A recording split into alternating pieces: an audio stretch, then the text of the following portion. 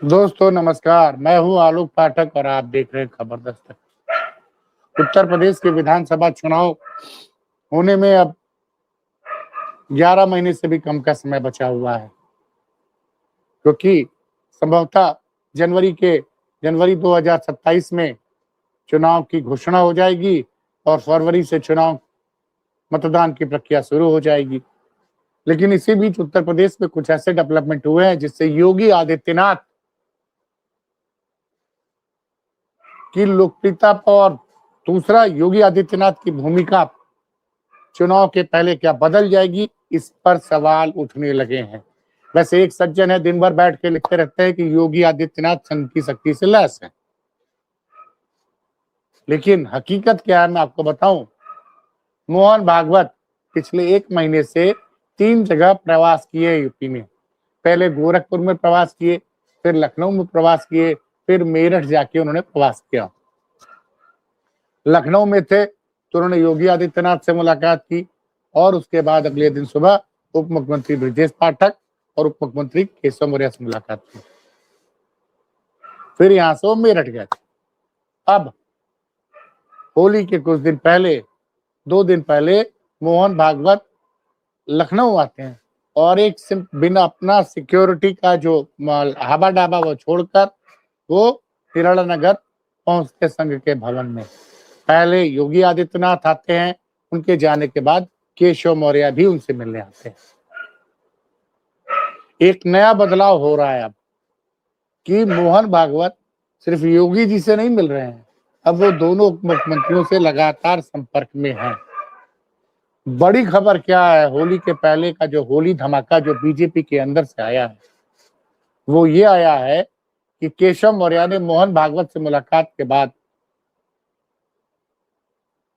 ये बोला है वाराणसी में, जब पत्रकारों ने उससे पूछा कि शंकराचार्य मित्रेशानंद जी यात्रा लेके जा रहे हैं, गौरक्षा के लिए यात्रा लेके निकल रहे हैं वाराणसी से, वो लखनऊ पहुंचेंगे, तो आपका इस यात्रा पर क्या कहना है? तो केशव मौर्य जी ने खोलकर बोला कि देखिए, मैं एक राम भक्त हूँ, कृष्ण भक्त हूँ, मैं सनातन को मानने वाला हूँ, इसलिए मैं पूज्य शंकराचार्य जी को भगवान मानता हूँ, मैं उनका स्वागत करता हूँ, वो कहीं भी आएंगे मैं उनका स्वागत करूंगा। एक तरह से उन्होंने स्वामी अमृतेश्वरानंद के पक्ष में खुलकर बात कही है।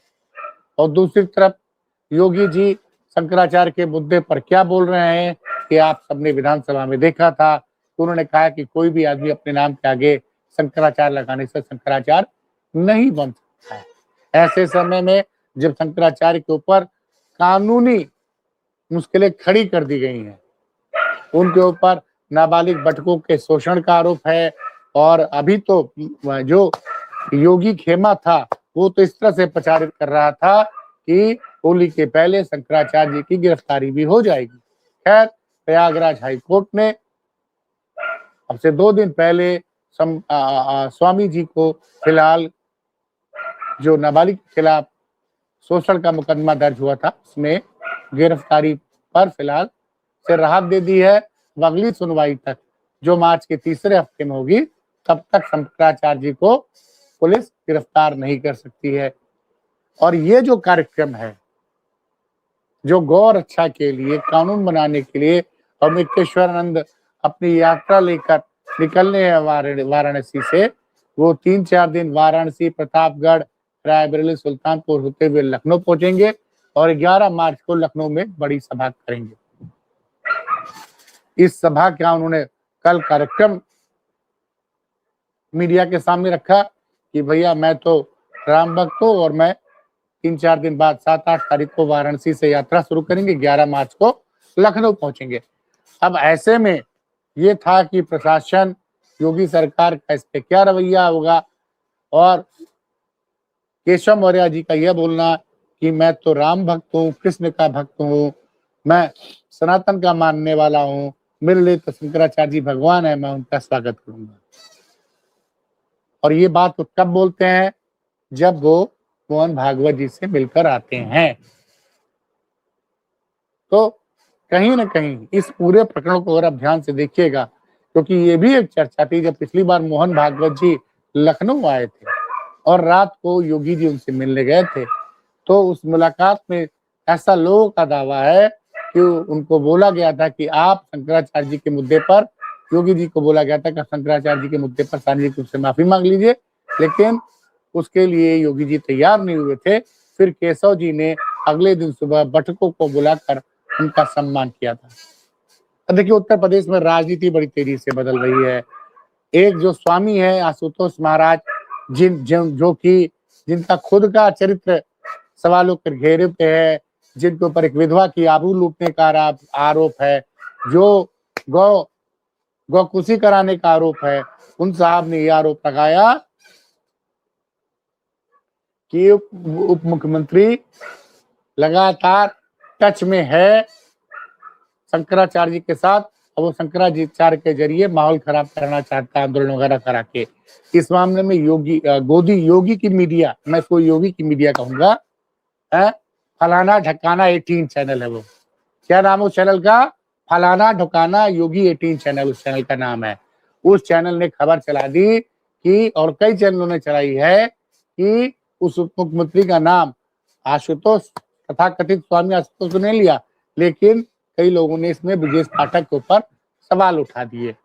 तो कि ब्रजेश पाठक शंकराचार्य से मिले हुए हैं और शंकराचार्य जो भी योगी की आलोचना कर रहे हैं और जो भी कर रहे हैं उसमें कहीं ना कहीं पर्दे के पीछे से ब्रजेश पाठक है। तो जबरदस्त गुटबाजी की खबरें हैं उत्तर प्रदेश भाजपा में।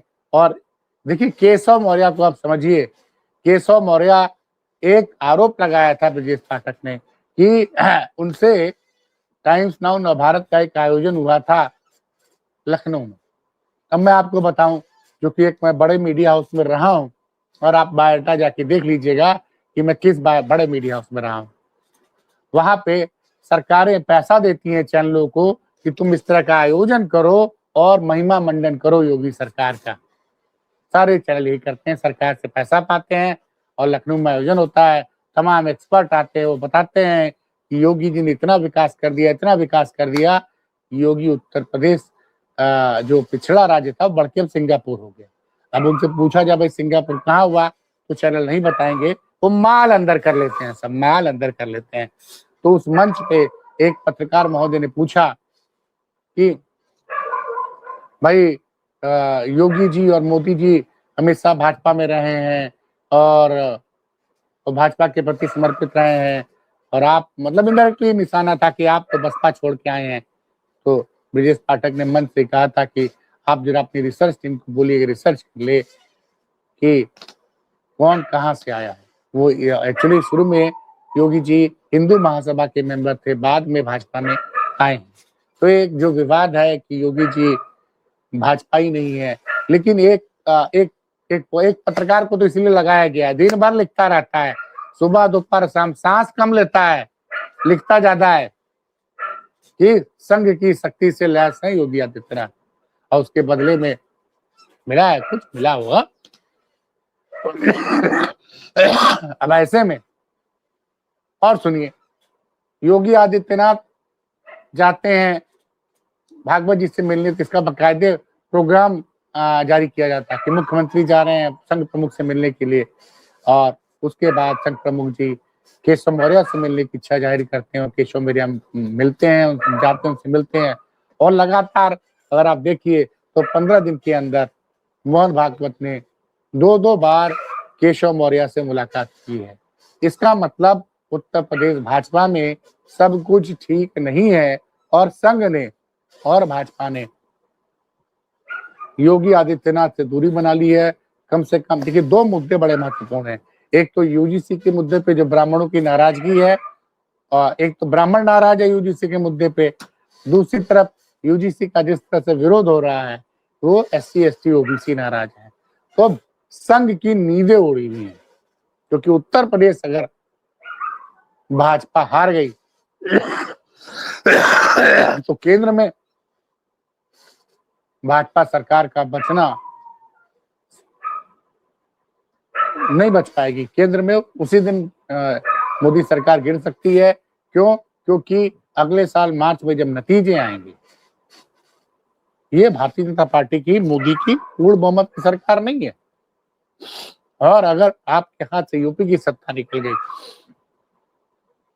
तो फिर आने वाले दिनों में भाजपा के लिए और आरएसएस के लिए मुसीबत बढ़ सकती है। राहुल गांधी ने तो खुल के मोर्चा खोल रखा है। एक तो राहुल गांधी का डर है आरएसएस को, और दूसरा जिस तरह से सनातन के पक्ष में अखिलेश यादव खड़े हुए हैं और शंकराचार्य जी के अपमान पर लगातार वो सरकार से सवाल उठा रहे हैं।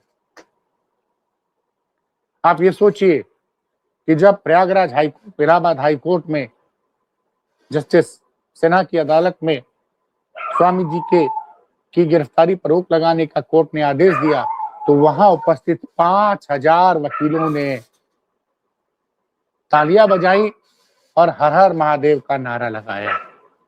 और उसके बाद आप घटनाक्रम देखिए, 2 दिन पहले लखनऊ में शबद ब्राह्मणों का सम्मेलन हुआ था।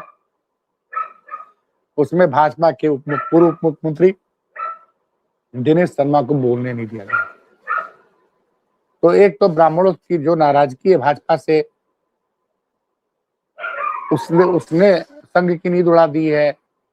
और योगी जी वैसे तो बार बार बोलते हैं, पिछले साल भी 8 मार्च को उन्होंने दिल्ली में बोला था कि मैं दिल्ली आने के बजाय गोरखपुर जाना पसंद करूंगा।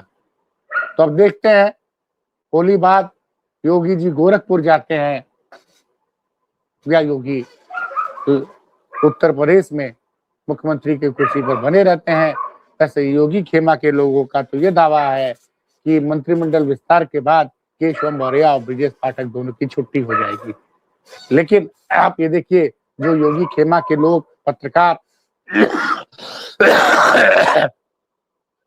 एक साहब ने तो यहां तक कह दिया कि अब तो तय हो गया है कि मोदी को हटाकर योगी जी को प्रधानमंत्री बनाया जाएगा। मतलब लोग यहां तक बोल रहे हैं। अरे भाई, भाजपा की पूर्ण बहुमत की सरकारें नहीं है। प्रधानमंत्री अगर मोदी हटते भी हैं तो प्रधानमंत्री कौन बनेगा? भाजपा के नेता को क्या चंद्रबाबू नायडू और नीतीश कुमार अपना समर्थन देंगे?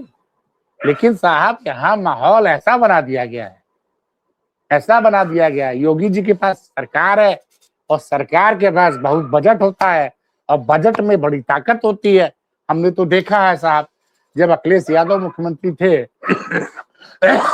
तो सरकार आई मलाई खाने वाले पत्रकार कहते थे कि अखिलेश यादव ने मास्टर स्ट्रोक खोल दिया है, सपा और कांग्रेस का गठबंधन चुनाव जीत रहा है।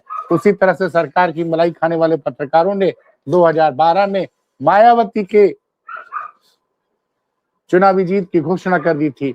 लेकिन सवाल ये उठता है कि सरकार की मलाई खाने वाले पत्रकार चुनाव में वोट देंगे या नहीं देंगे, उनकी संख्या कितनी है? वोट तो जनता को देना है। और 1 महीने के अंदर उत्तर प्रदेश के 3 जगहों में पूरा प्रवास किया है मोहन भागवत ने। SC, ST, OBC और तमाम समाज के लोगों से मुलाकात की और मुलाकात के बाद जो फीडबैक मिला, एक बार वो लखनऊ मुलाकात कर चुके थे, फिर होली के पहले आए, फिर उन्होंने मीटिंग की योगी से, फिर बुलाया केशव मौर्य से। और केशव मौर्य के ने उनसे मिलने के बाद जिस तरह से